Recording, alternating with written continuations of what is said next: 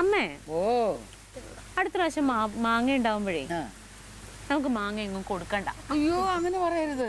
നമ്മളെ പുരയിടത്തിൽ എന്ത് വിളവെടുത്താലും നാട്ടുകാർക്കൊക്കെ എന്തെങ്കിലുമൊക്കെ കൊടുക്കണമെന്നാ പറയുന്നത്. എങ്കിലല്ലേ വീണ്ടും വീണ്ടും ഉണ്ടാവത്തുള്ളൂ. അങ്ങനെ ഇപ്പൊ കൊടുക്കണ്ട അമ്മേ. ഈ മാവിലെ മാങ്ങയും അപ്പുറത്ത് നിൽക്കുന്ന മാവിലെ മാങ്ങയും കൂടി ആകുമ്പോ ഒരു ഇന്ന മാങ്ങ ഉണ്ടാവും. അതിനകത്ത് കുറച്ചെടുത്ത് നമുക്ക് ഉപ്പുമാങ്ങ ഉണ്ടാക്കണം.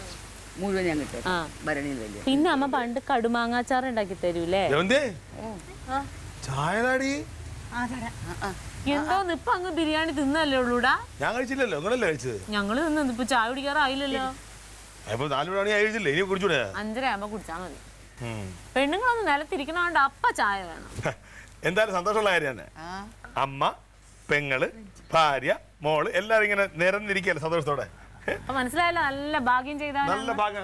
അതാണ് എന്റെ വീടിന്റെ ഐശ്വര്യം. അതല്ലേ എല്ലാരും ഇങ്ങനെ കാണാൻ പറ്റുക, പണക്കവും പരാതികളൊന്നും ഇല്ലാതെ. നല്ല അടിപൊളിയായിരുന്നു മക്കളെ. ഇതാണ് നമ്മുടെ വീടിന്റെ ഐശ്വര്യം. അടിപൊളി. എല്ലാം തകർക്കാൻ രണ്ടുപേര്. നല്ല ഐശ്വര്യം. ഇത്രയും പ്രായമായിട്ടും കൊച്ചുങ്ങളെ പോലെ നടക്കാൻ യാതൊരു നാണമില്ലല്ലോ ഓർക്കുമ്പോഴാ. കിടക്കുന്ന കിടപ്പുണ്ടല്ലോ കൊച്ചുങ്ങളെ പോലെ രണ്ടുങ്ങളെ നല്ല തലാമ എപ്പോ ചേർന്നാ പോയത്? ജനിച്ചപ്പോഴെങ്ങനെ നല്ല സഹോദരനും നല്ല അളിയനും.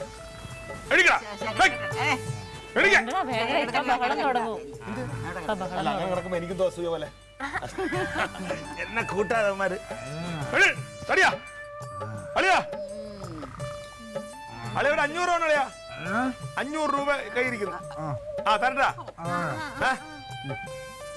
500 തരട്ടാ.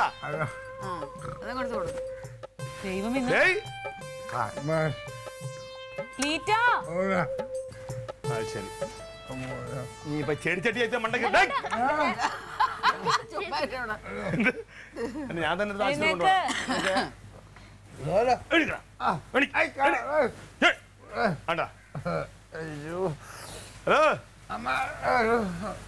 എന്താണ്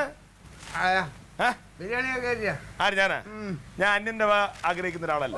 പാപമേ പരപീട. അയ്യോ, അന്യന്റെ വക ഞാൻ കഴിക്കാറില്ല. ബിരിയാണി തിന്നിട്ടാണ് മുഖത്ത് കണ്ട സന്തോഷം. ഞാൻ കഴിച്ചില്ല. കള്ള പറയല്ലേ. ഞാൻ കഞ്ഞിയെ കുടിച്ചോളൂ. എനിക്ക് വേണ്ട, എനിക്ക് എന്റെ ബിരിയാണി ഒന്നും വേണ്ട. ബിരിയാണി കണ്ടാലും പറയും. അടിച്ചല്ലേ എന്നെ കൂട്ടാ ചാപ്പി. ഇപ്പൊ എന്താന്ന് പറഞ്ഞത്, നിനക്ക് അന്യന്റെ മുതല് വേണ്ടാന്ന്. അതുകൊണ്ട് മലപ്പൂർ വിളിക്കാതെ നിന്നെ. നീ കാലത്ത് എന്താ പറഞ്ഞേ? ഞാൻ ഒരുപാട് പറഞ്ഞു. സൂര്യ ഹോട്ടലുകാർ എന്നെ അങ്ങ് കയറ്റി കളയുന്നല്ലേ? കണ്ടാ കണ്ടാ നീ ഇപ്പൊ ബിരിയാണി, നാളെ എന്റെ കാല് പിടിക്കാൻ പറ്റും. വേണ്ടല്ലോ പുലിയാ പുലി. നീ നോക്കിക്കോ, ഇപ്പം നാളത്തെ ഇന്ത്യന്റെ പ്രധാനമന്ത്രി കാരണം അതാണ് അളിയെ കൊണ്ടു കൊടുത്തത്. സ്നേഹം. കള്ളിന്റെ സ്നേഹമൊന്നും പറയണ്ട. മാന്യമായിട്ട് നിന്നോട് ഞാൻ ഉച്ചയ്ക്ക് ചോദിച്ചതാണ് കൂടണോന്ന്. അപ്പൊ മാന്യൻ ചീത്തയാക്കുന്നമ്മേ. എന്നെ പോലെ ഒരു രാഷ്ട്രീയ പ്രമുഖനെ നീ ഇനിയെങ്കിലും ഒന്ന് അംഗീകരിക്ക്. അപമാനിച്ചില്ലെങ്കിൽ ബഹുമാനിക്കണേ. അറിയാം, അറിയാൻ പറ്റും. അവന്മാരല്ലേ വിഷം കലക്കി വന്നിട്ടുണ്ടാവും ബിരിയാണിക്കകത്ത്. നിന്റെ അമ്മയും നിന്റെ പെങ്ങളും നിന്റെ ഭാര്യ എല്ലാം ഒരു കുഴപ്പമില്ല. അവർക്കൊന്നും സംഭവിച്ചില്ലല്ലേ?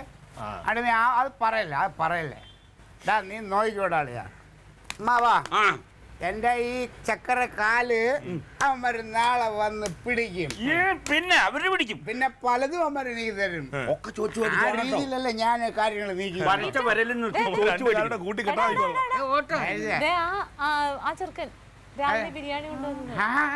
അയ്യോ, 100 ആഴ്ച വന്ന്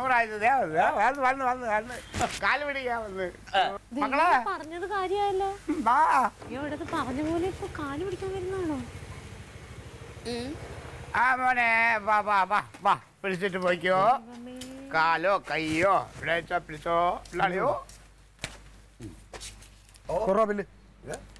ഇതെന്തോ?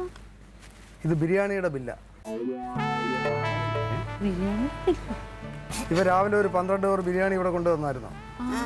അത് നമ്മളെ മെമ്പർ അമ്പിളിയുടെ വീട്ടിലേക്ക് കൊടുത്തയച്ചതാണ്. അയാൾ വീട് മാറിയ കാര്യം അവൻ്റെ അടുത്ത് പറഞ്ഞതാ. ഞാൻ വീട് മാറി ഈ പൊട്ടൻ വീണ്ടും ഇവിടെ കൊണ്ടുവന്നു. ഒന്നുകിൽ കാശ് അല്ലെങ്കിൽ ബിരിയാണി. ബിരിയാണി കഴിച്ചുപോയി. അതെനിക്ക് അറിയേണ്ട കാര്യം. പ്രത്യേകിച്ച് യവനായോണ്ട്. വേറെ ആരാണെങ്കിലും മുതലാളി ശ്രമിച്ചേനെ, നീ ആയതുകൊണ്ടാ. നീ നമ്മുടെ കട പൊട്ടിക്കാൻ നടക്കണം അല്ലേ?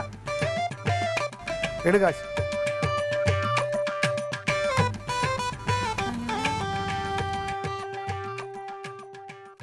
പിന്നെ മുതലാളിയുടെ അനിയൻ ജയിലിൽ നിന്ന് ഇറങ്ങിയിട്ടുണ്ട്, ഇങ്ങോട്ട് വരുത്തണോ?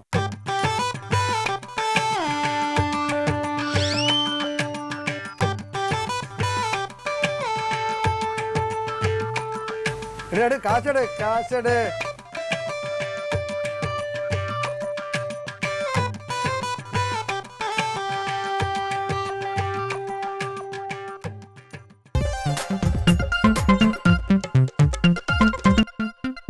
Alien versus Alien.